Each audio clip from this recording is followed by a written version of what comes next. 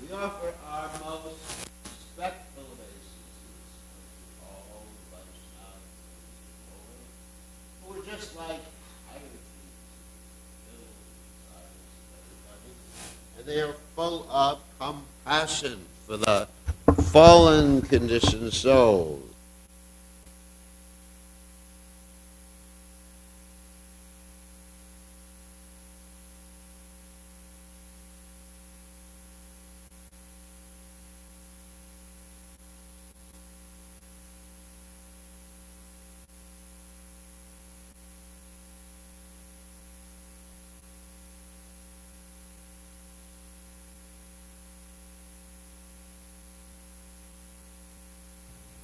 Yeah.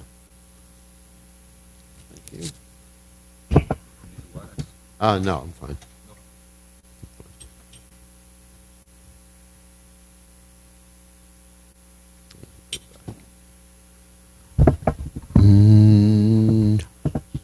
Jaya Radha Madhova Kunya Bihare Madhova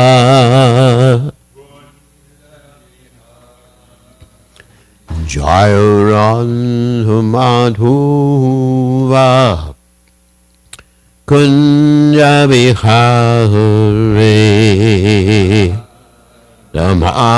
Madhava Kunya Bihare Gopi Janabalabha Girivarud Hati Janabalabha Girivarud Hati Gopinara Manaba Girivarula Re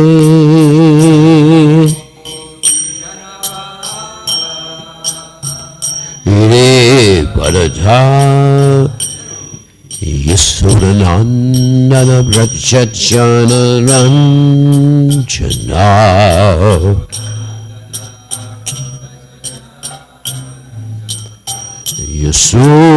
Yasunanana Brajajana Ranjana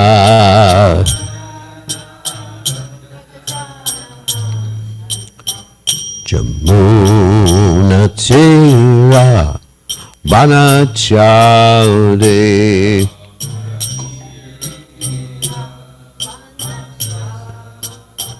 Yamuna Tira Vanachari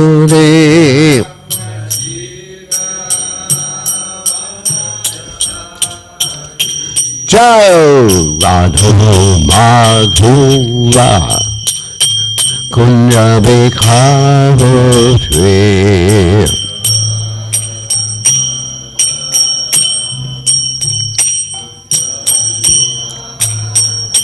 Jai Radha Madhura Kunya Bhikhavotri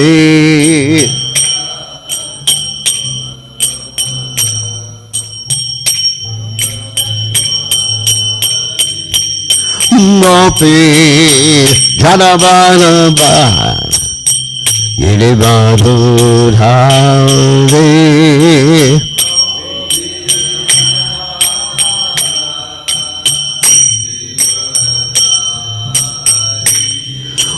Gopi Janabalabha Girivarudhari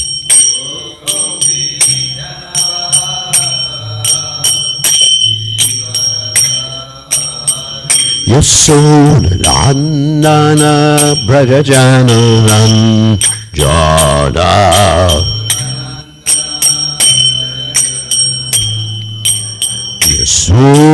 Yasunanana Brajajana Ranjana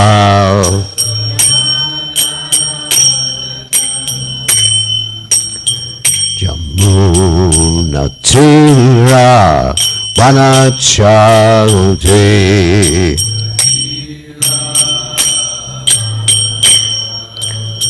Yamuna Tira Vanachauti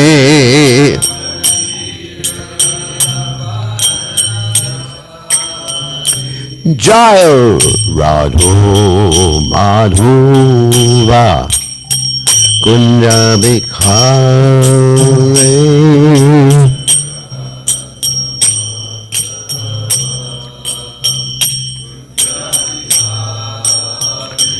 Jaya Radho Madhuva Kunja Bikhare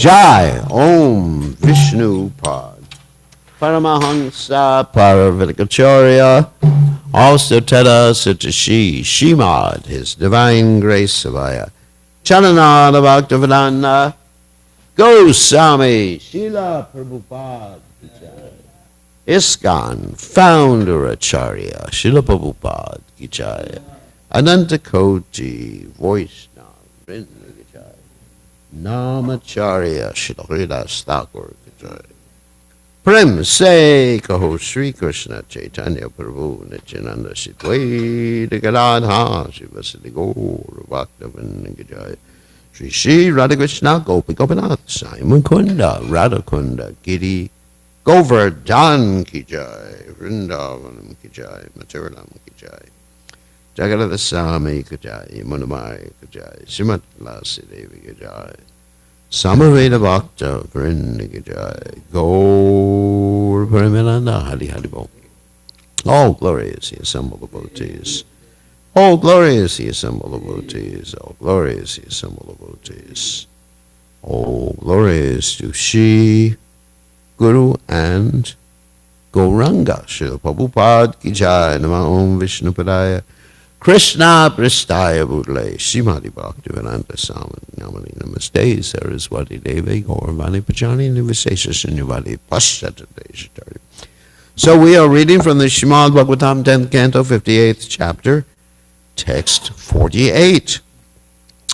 Om Namo Bhagavate Vasudevaya. Om Namo Bhagavate Vasudevaya.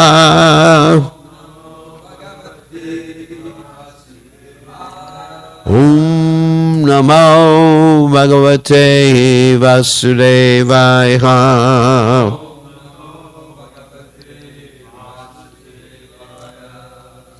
Raja Patnyash Cha Duitu Krishnam Labdva Priyam Patim Vipivre Aparamanandam Jatash Cha Paramotsava Rajapatnyascha Duhitu Krishnam Labdva Priyam Patim Libivre Paramanandam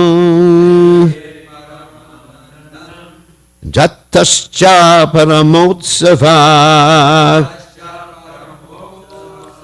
Rajapatnyascha Duhitu Krishnam Labdva Priyam Patim Libivre Paramanandam Jatascha Paramotsava Rajapatnyascha Duhitu Krishnam Labdva Priyam Patim Libivre Paramanandam Jatascha Paramotsava. Okay.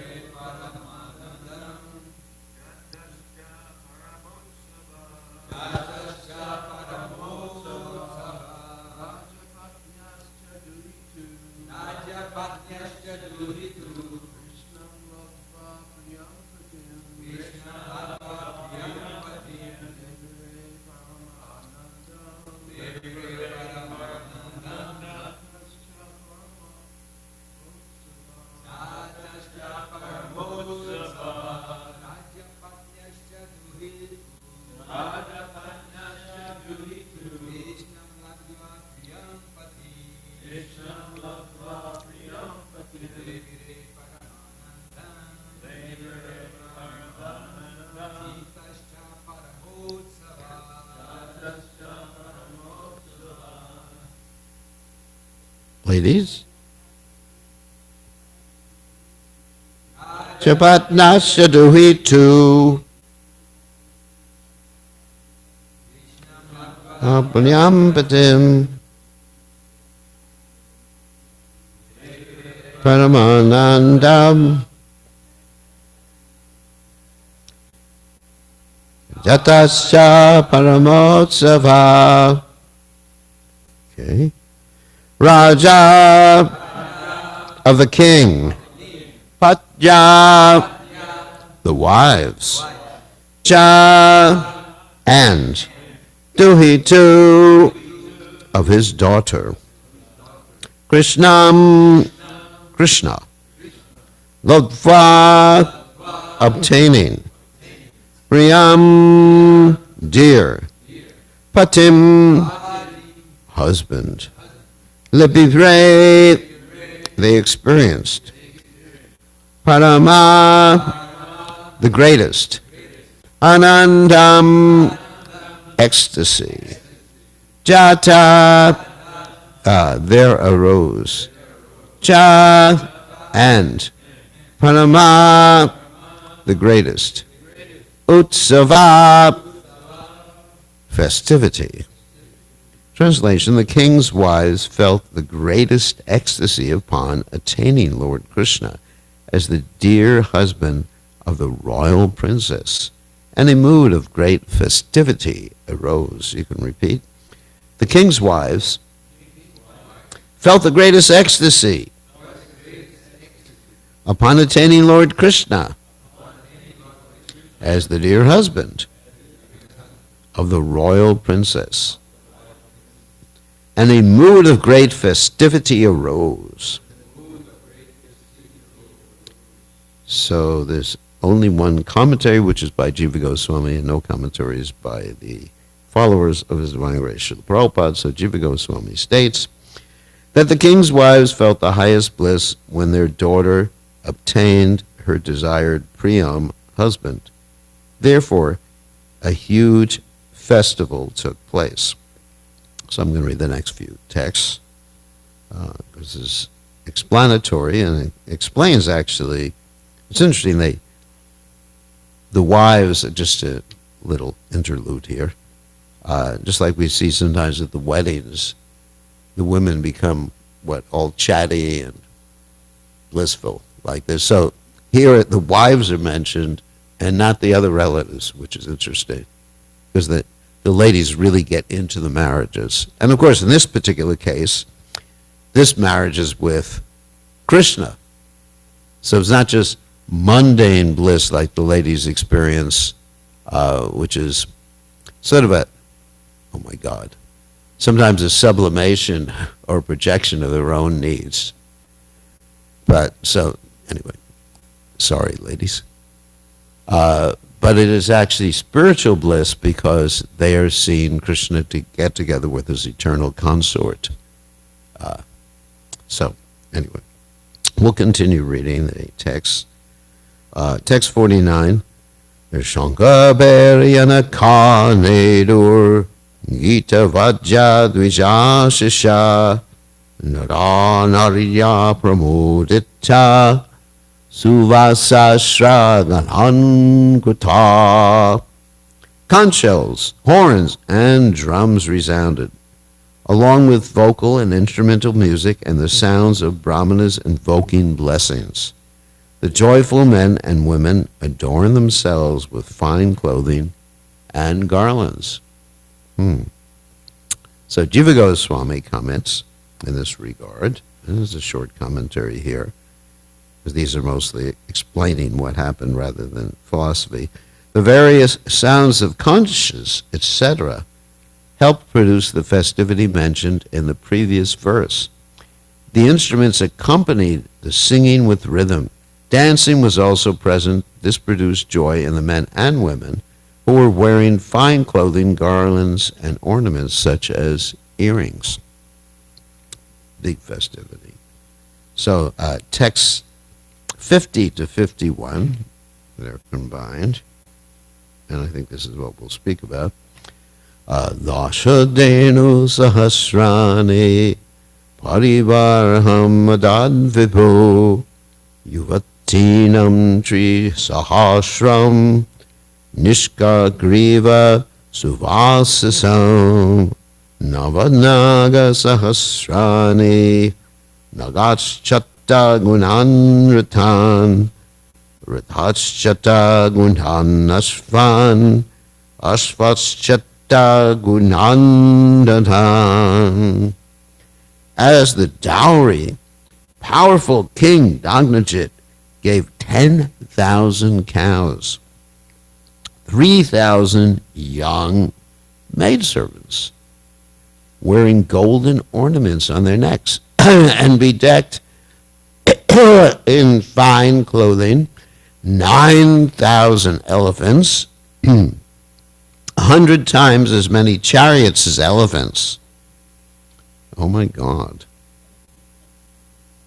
That's like, 900,000. Anyway, that's quite a bit. 100 times as many horses as chariots. Oh my God, 90 million. And 100 times as many manservants as horses. Anyway, it's a lot. So, quite a bit. Vishwanath Chakravarti Thakur comments, there were 100 times more chariots and elephants, and he actually says the same thing. Previously, those kings had been defeated by the bulls. Now they were defeated by the Yadus. And Jiva Goswami states here, the cows given had newly given birth to calves. He gave them with the calves. And actually, it's interesting. A cow that's not milking is sometimes called adenu.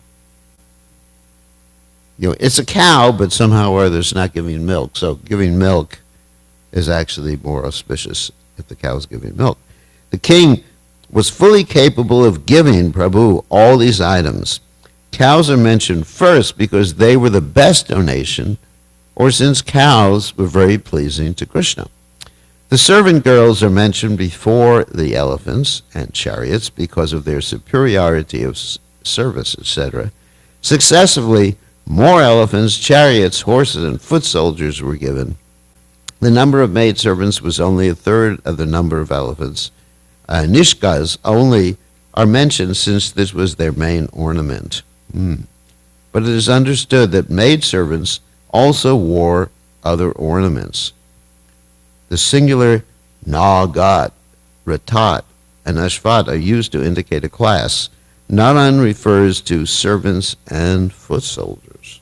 Okay, I think we will comment a little bit about this. So, Om Ganan, Timirandasha Gananjana Shlakya Chakshur Miditam. Yena Tasmai Shigadavena Maha. So the three topics I'm going to talk about are dowries, maidservants, and let's see, the third one was cows. Okay. Very, very important. So these three things are stressed here. So let's talk about dowries. Like, in the modern day, in India even, it's actually illegal to demand a dowry. The British actually passed laws like this. Although people do it, it's illegal to demand a dowry. The reason for that is that the dowry actually became something that was like something that the parents of the boy and the boy would make profit from. It became like a business exchange. That wasn't the original intention of the dowry. For those of you who don't know, the original intention of the dowry was actually the girl's security. Not that the boy would take it and buy himself a Tesla. Or as Prabhupada said, Prabhupada was talking about dowries one time, and he said, in regard to Lord Shiva's wife's dowry, Sati's dowry, and that dowry was quite opulent. It was actually a lot of jewels and everything like that, and it was given by Daksha, who was very much into opulence. And so Prabhupada said that Lord Shiva did not take that money and spend it on, does anyone remember what Prabhupada said? Ganja. Very interesting statement. Although Lord Shiva is sometimes associated with ganja, and Prabhupada said that if one can drink an ocean of poison and survive, then it's all right to smoke ganja. But by the time you drink the ocean of poison, or even a little bit of poison, you're dead, so there's no question of smoking ganja.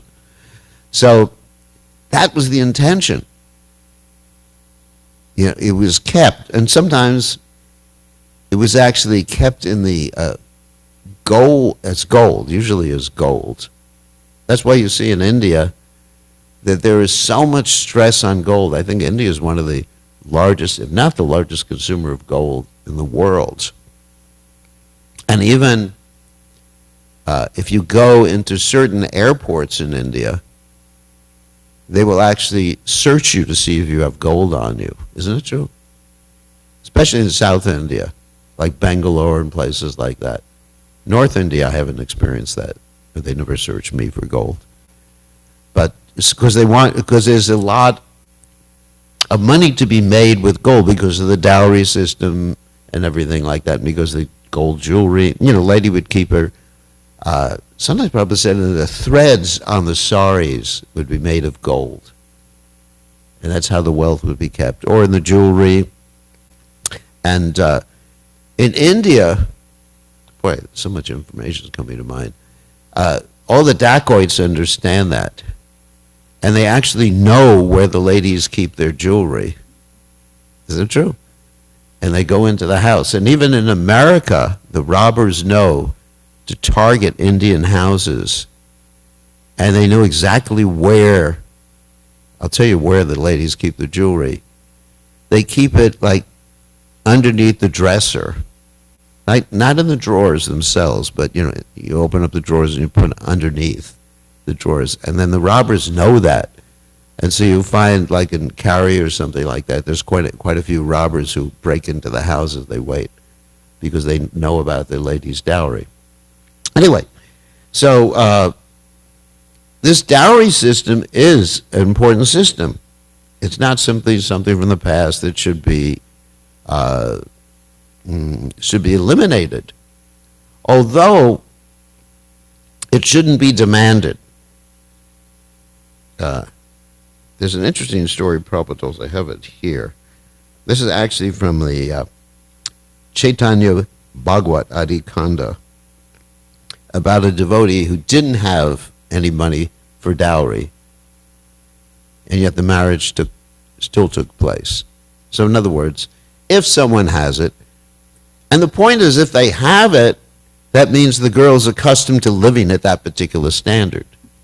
And if they don't have it, the girl's not accustomed, so it's not really that important. So the point is the girl's living standard. So here's the point.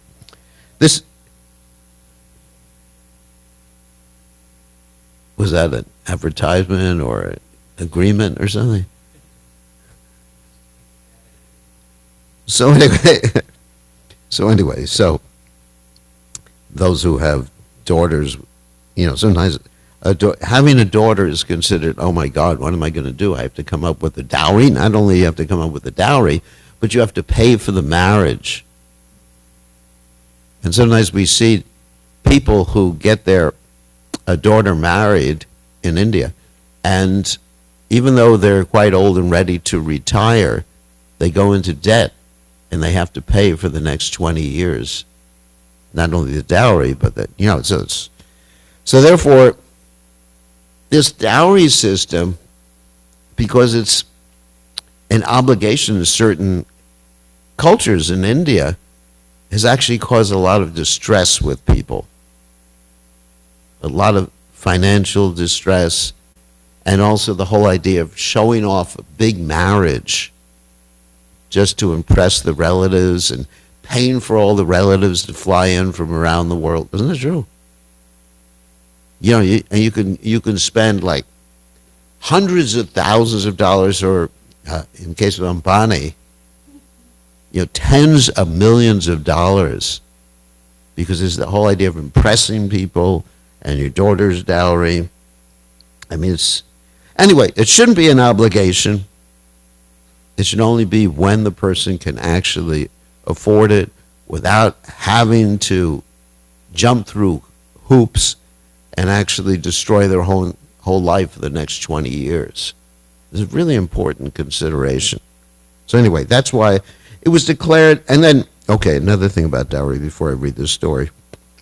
The reason the British declared it illegal is that sometimes there were ladies, right in the marriage, the boy's family would demand a greater dowry, and when the boy's family's dowry's demand was not met, they would refuse to have the girl married, and therefore, because of that, the girl's reputation was finished, and because of that, the girl would commit suicide.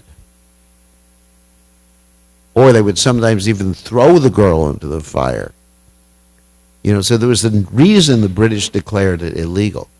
Although it's not a bad system, Prabhupada didn't decry it, and Prabhupada, actually some statements from Prabhupada. Anyway, so I have many statements which I don't have time to read right now. But Prabhupada is saying, it's a good system if applied properly under the guidance of Brahmins. Okay, so here's a story from the Chaitanya Bhagavat. This is Vallabhacharya, the father of Lakshmi Priya, Lord Chaitanya Mahaprabhu's first wife, who after some time passed away feeling separation from Lord Chaitanya. So Vallabhacharya, this is a quote, joyfully replied, when he was presented by the marriage broker the proposal that Lord Chaitanya could marry Lakshmi Priya, his daughter. Such a husband for my daughter is achieved by great fortune. If Krishna is pleased with me, and Lakshmi and Parvati are pleased with my daughter, then I will be blessed with such a husband for my daughter. You may arrange everything without delay. But I have one request that I am embarrassed to disclose. I am poor and have no means to offer a dowry. I can only offer 5 haritaki, that's myro bottom, fruits along with my daughter. Please beg their consent. So in other words, there has to be something offered, even as a token. That's the point. Whatever you can offer practically, that's really the point being made here in the Chaitanya Bhagavat.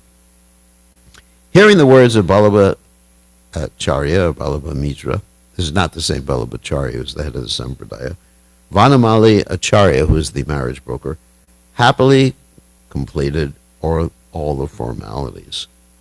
So, well, welcome. So, therefore, we can understand from this, the context of this particular story is that dowries were given according to a person's means. and they were important. So, second thing we mentioned, we were going to talk about, actually the third thing, about the cows. Second thing was about the women. So, trying to avoid that one. So, like here in the commentaries by the Acharyas, it mentions that the cows are mentioned before the women. In other words, they're considered a more important gift than the women. Not to decry you ladies or to criticize you ladies, but the cow is so important in the Vedic culture, and there's several statements I'm going to read from Srila Prabhupada in this regard. Lord Krishna, in other words, Krishna is actually even known according to the cows. Govinda, his name, according to the cows. Krishna's planet is what? Goloka. Even his favorite spot of pastimes, Govardhan. So many things are named after the cows. And of course, Namo Brahmanya Devaya Go Brahmanataya Cha Jagadataya Krishnaya Govindaya Namo Namaha. And of course, this is brought out in a quote from Srila Prabhupada from one of his purports. Lord Krishna as Govinda is more inclined to the Brahmins and the cows, indicating that human prosperity depends more on these two items, namely Brahminical culture and cow protection. Now, of course, I could say something that you could say we're not doing cow protection, but many of us, if we're consuming milk products, we may be doing the opposite unless we're buying from a Ahimsa location. So we have to understand, if you can't directly do cow protection, of course, then you can give a donation for cow protection. You can encourage cow protection. You can preach about cow protection. But at least you shouldn't do something that is counter for cow protection or counteracts cow protection, the exploitation of cows. I'm not going to get into the details.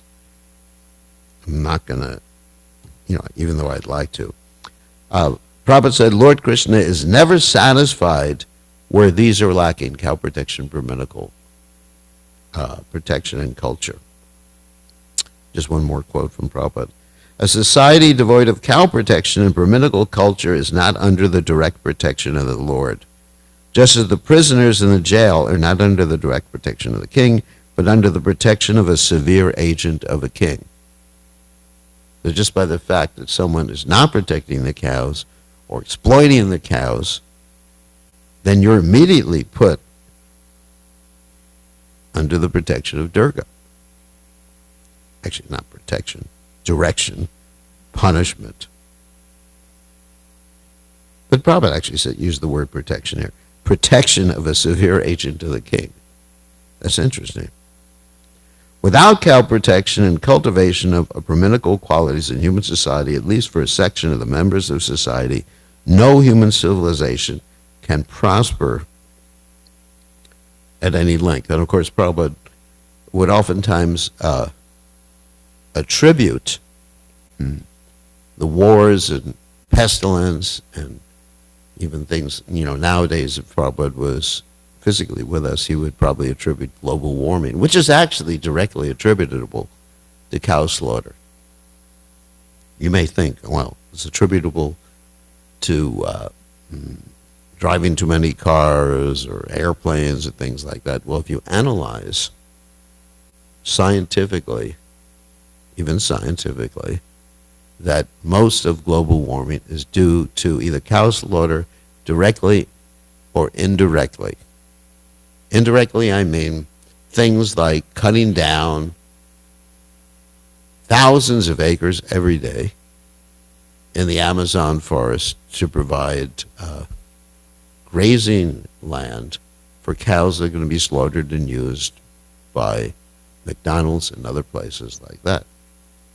So even that's indirect, but it actually has a major effect because the vegetation in the Amazon jungle acts as what we call a carbon dioxide, not even a sink, it converts carbon dioxide to oxygen, the trees there. And once they're cut down, they'll take eons to grow back. So most of the land that's used for, quote, agriculture in the world is used for growing things, either growing things to feed the cows so the cows can be slaughtered, or other animals can be slaughtered, or at least grazing land for the cows. So even indirectly, it's like that.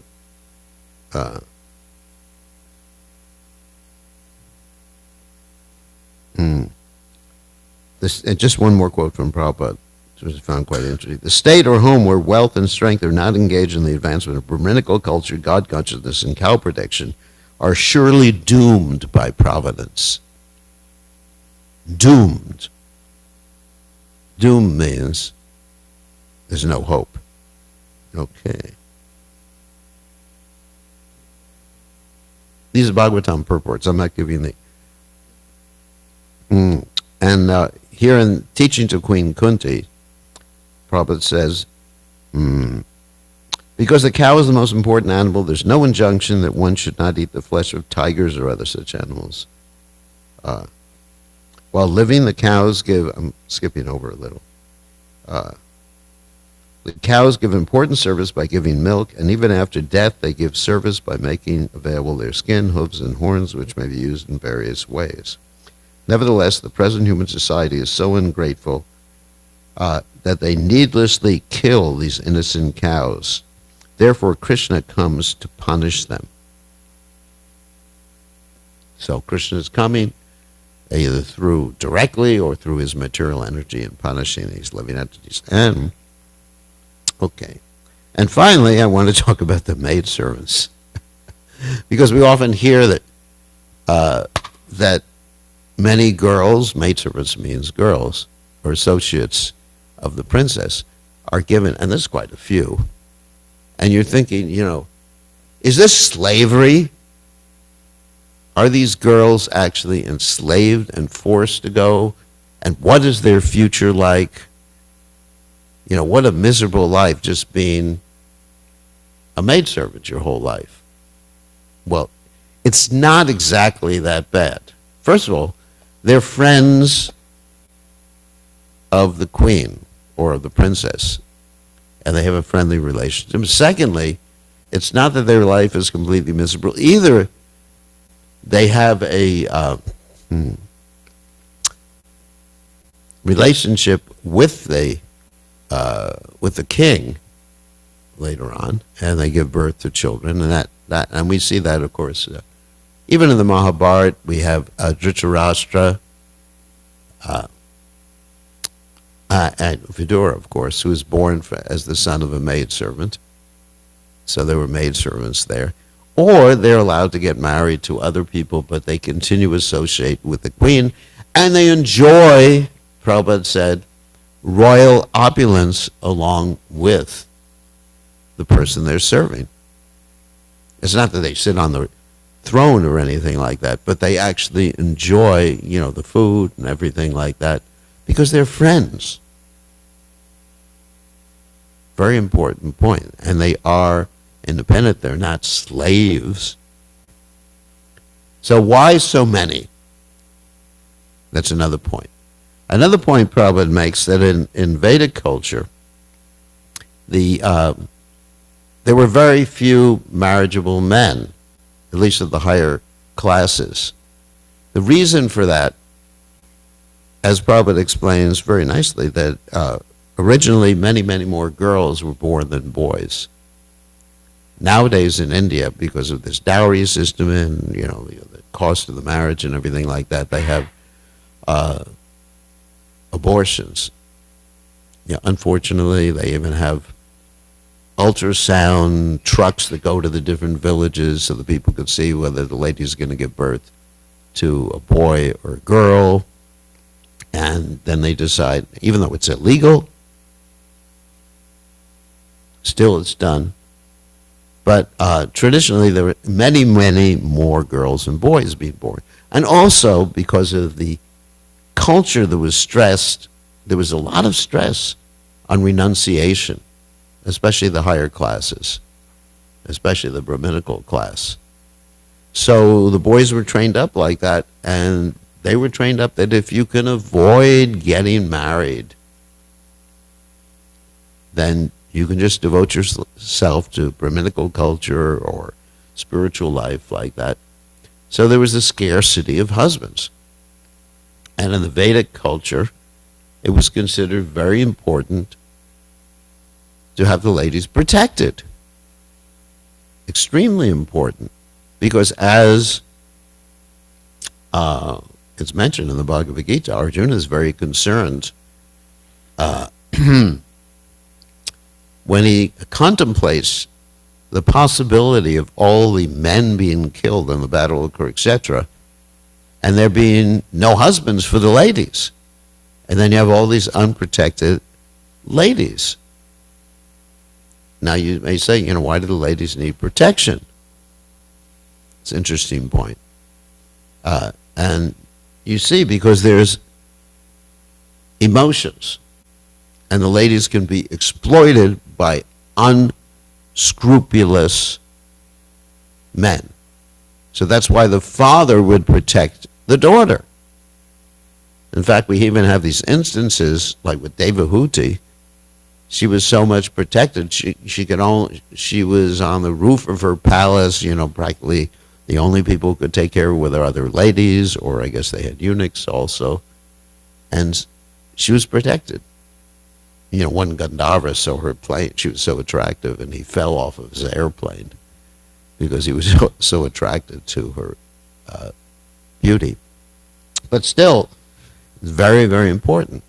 And, we've actually seen sometimes, when a young girl gets very attached to someone who is completely unqualified, that attachment becomes so strong that, logic and reason don't work anymore, at least with that particular individual.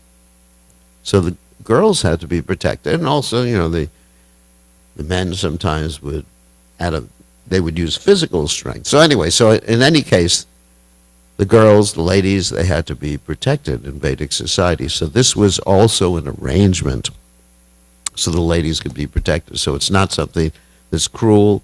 It was voluntary. The ladies loved serving the princess. There's so much love between the girls, and this was their society. And you see sometimes the ladies, they're very much interested in society, just like many times I'm trying to get devotees to move from Kari to here. And the men will tell me, I want to move, but why can't I move? Does anyone have an idea? Because my wife won't let me. Because all of her friends are here.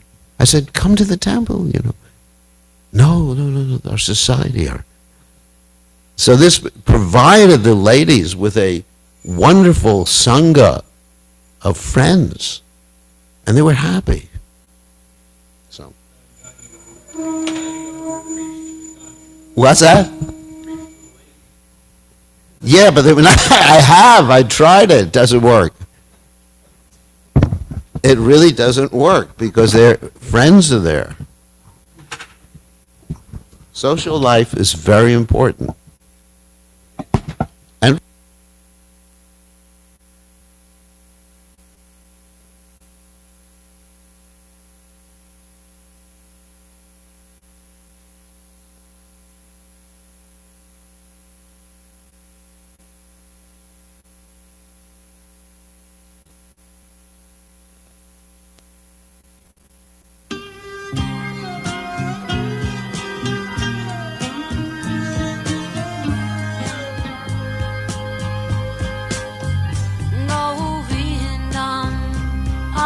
Purusham Tamaham Bhajami Govindam Adi Purusham Tamaham Bhajami Govindam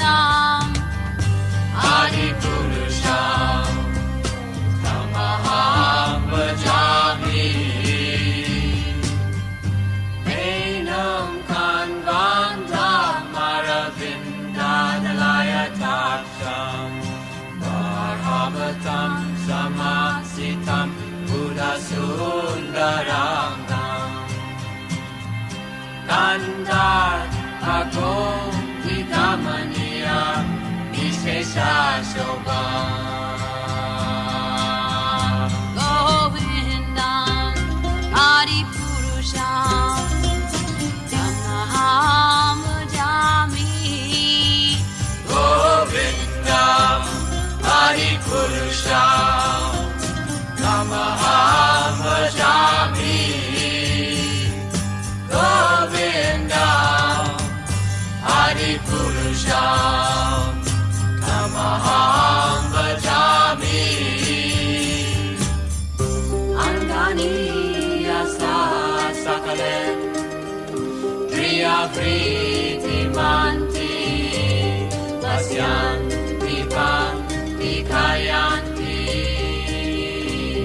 Chiram Jaganti Ananda Chinmaya Sadhu Jala Vigrahasya Govindam Adi Purusham Tamaham Bhajami Govindam Adi Purusham Tamaham Bhajami Govindam Adi Purusham Tamaham Bhajami Govindam Adi Purusham Tamaham Bhajami Govindam Adi Purusham Tamaham Bhajami Govindam Adi Purusham Tamaham Jami.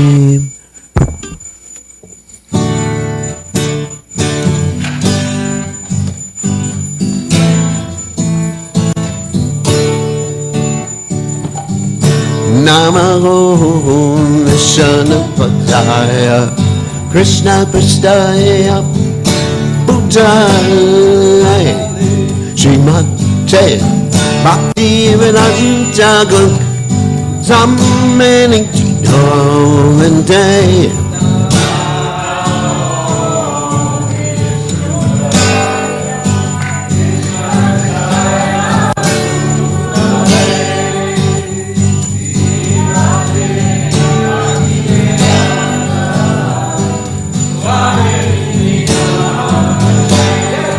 Namaste Saraswati Devi Gauravani Bacha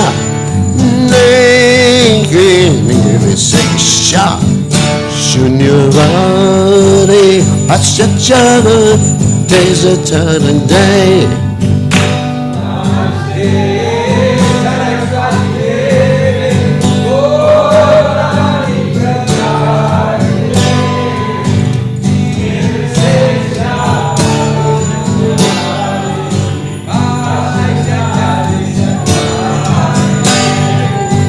Jai Sri Krishna Chaitanya Prabhu Nityananda Shri Advaita Gadadhara Sivasari Gaurata Vrinda.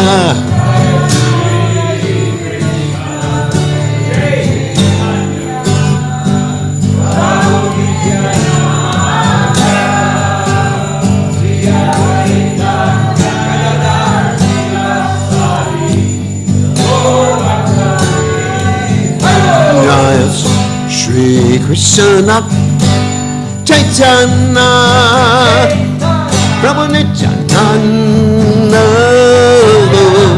Advaita Gadadhara Sivasari Gaurata Vrinda.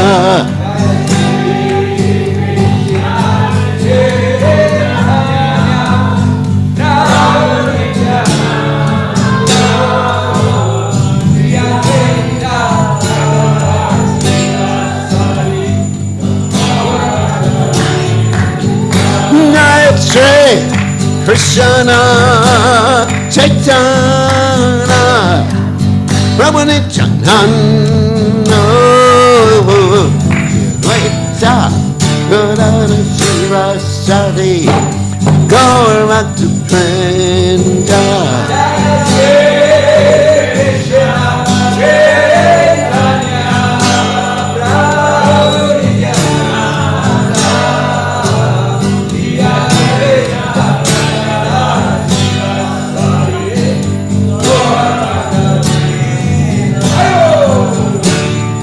Hare Krishna, Hare Krishna, Krishna Krishna, Hare Hare, Hare Rama, Hare Rama, Rama Rama, Hare Hare.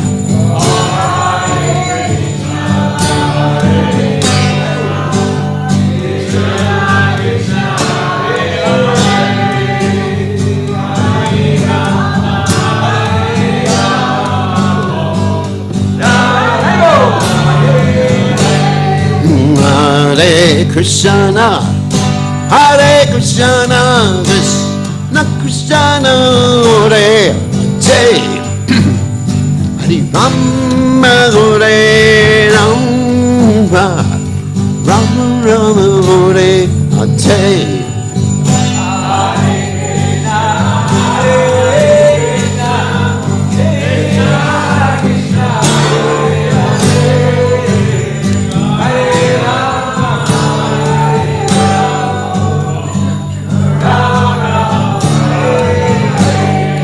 Hare Krishna,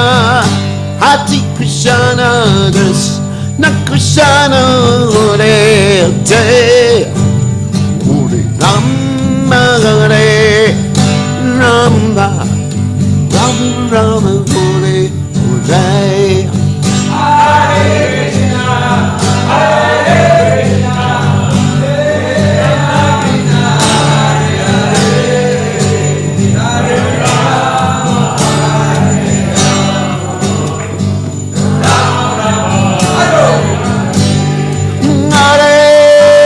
Krishna, Krishna Krishna, Hare Hare, Hare Rama, Hare Rama, Rama Rama, Hare Hare. Hare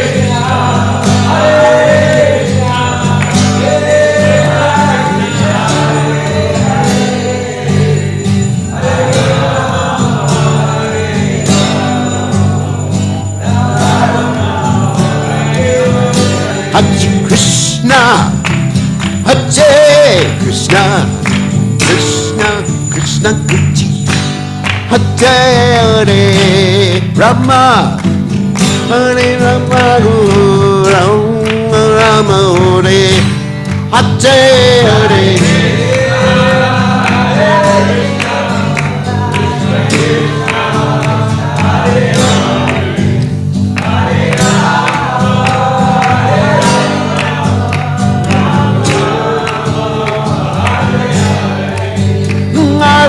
Krishna, Hare Krishna, Krishna Krishna, Hare Hare, Hare Rama, Hare Rama, Rama Rama, Hare Hare.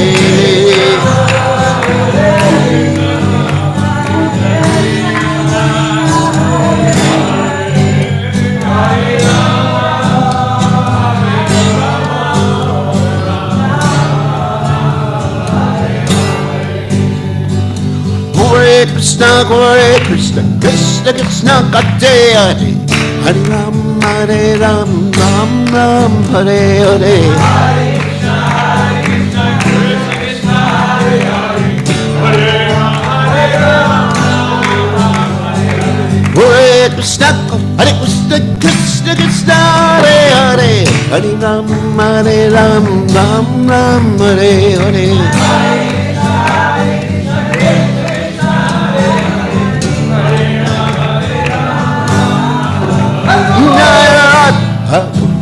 Nana Radha looking at another day.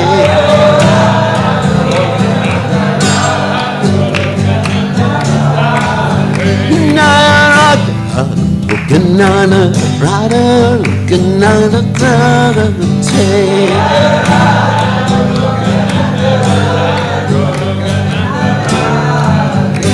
Now, rate,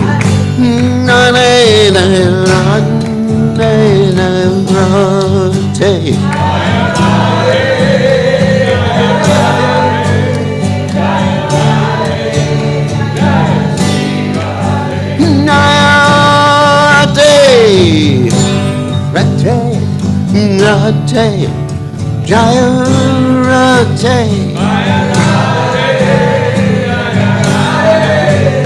Jaya Radhe, Yatsi Radha, Hey, Jai Om Vishnu Pad.